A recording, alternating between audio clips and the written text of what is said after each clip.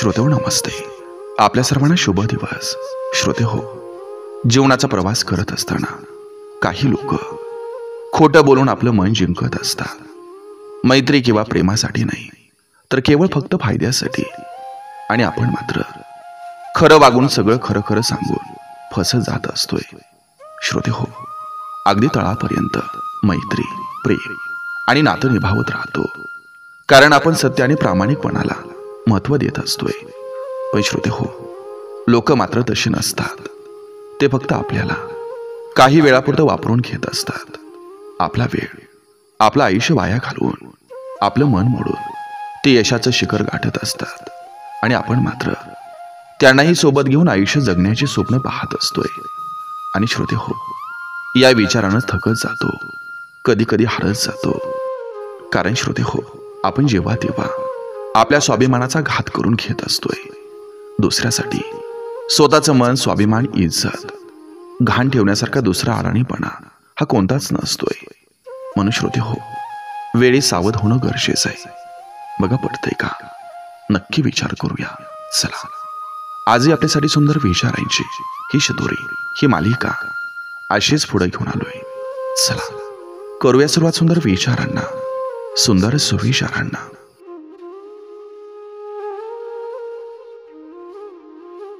सत्य कधी कोणाच्या मर्जीनं अथवा इच्छेनं बदलत नाही. अनंत काळापर्यंत ते सत्यच राहतं. सकारात्मक विचारांना कोणतंही विष मारू शकत नाही, आणि नकारात्मक विचारांना कोणतंही औषध वाचवू शकत नाही. दोन्ही बाजूनं समान ओढ असेल तर नात्यांची गाठ ही घट्ट बसत असते.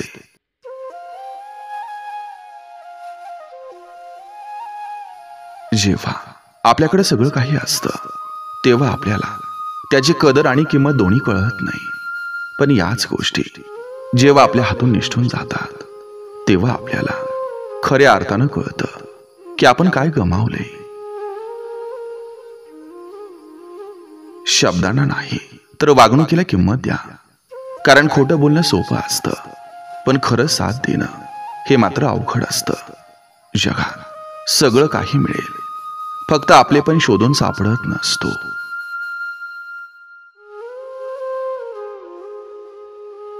आपण नसल्यानं कोणाला आनंद झाला तरी चालेल, पण आपण असल्यानं कोणी नाराज नाही झालं पाहिजे. आयुष्यात तुटलेला विश्वास, बोललेले शब्द आणि गेलेली वेळ ही कधीच परत येत नाही.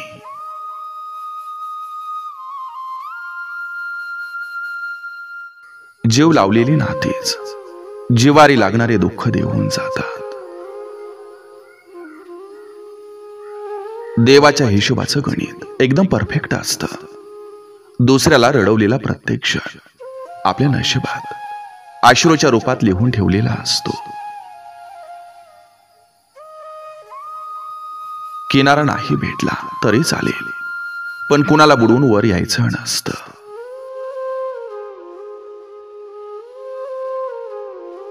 लक्षात ठेवा, आयुष्यात थोडीशी मैत्री अगदी भोळ्या भाबड्या लोकांशी करा, कारण हुशार लोक तर गरजेच्या वेळी व्यस्त राहतात.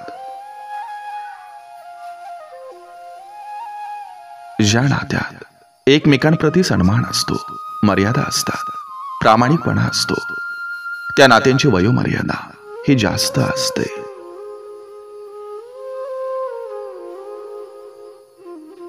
चूक ही पाठीसारखी असते, दुसऱ्याची दिसते, पण स्वतःची कधीच दिसत नाही.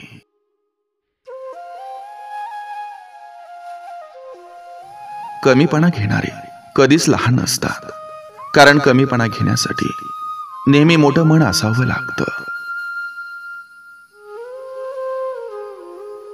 खिशातील रक्कम ही जर शिक्षणावर खर्च होत असेल, तर धन हे चोरलं जाऊ शकत नाही. ज्ञानासाठी केलेली गुंतवणूक हे नेहमी चांगला परतावा देत असते. जसं वय वाढत जातं, तसं तसं काही कळत नाही. माझं माझं म्हणून जपलं ज्याला, तेही आपलं राहत नाही. आपली वेळ समजून घेणारे आणि त्या वेळेला उभे राहणारे देवापेक्षा कमी नसतात.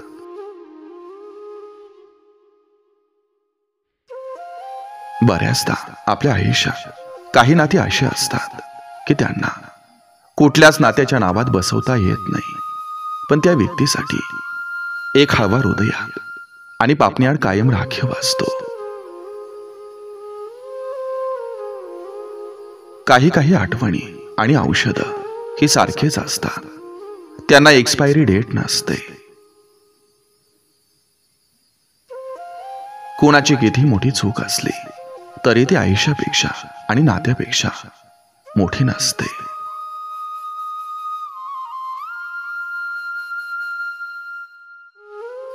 कष्ट अनेक जण करतात, पण बरोबरीनं नशिबाची साथ असणाऱ्यांच्या घरावरच यशाचं तोरण लागत असतं.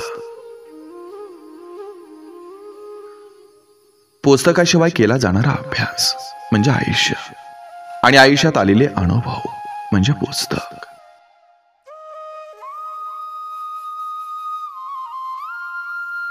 काही लोक सोबत असतात, पण त्यांची साथ खोटी असते. फक्त वरून आपलेपणा दाखवून आत विश्वासघाताची आखणी मोठी असते. वेळेत न भेटलेली गोष्ट नंतर भेटली किंवा नाही भेटली त्यानं काही फरक पडत नसतोय, कारण वेळ निघून गेल्यावर माणसाला त्या गोष्टींची अपेक्षा राहत नसते. कधी कधी आयुष्यात आलेली अनोळखी व्यक्ती तुमच्या उर्वरित आयुष्याचं सोनं करून जात असते.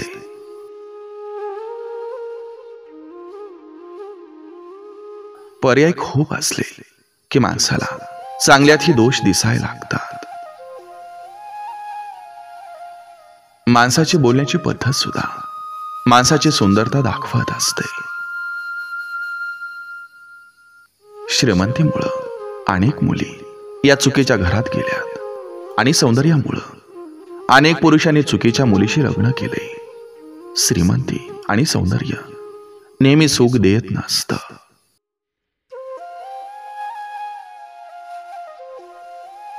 पगार, पैसा, संपत्ती ही किती असो, शेवटी तुम्ही तुमचं आयुष्य कसं जगता हे महत्वाचं असतं. न मागता वाट्याला आलेल्या चांगल्या माणसाचं महत्व त्याने पाठ फिरवल्याशिवाय कळत नसतं. आयुष्यात सगळ्याच गोष्टीतून पळ काढता येतो, पण जबाबदारीतून पळणं कधी शक्य नसतं.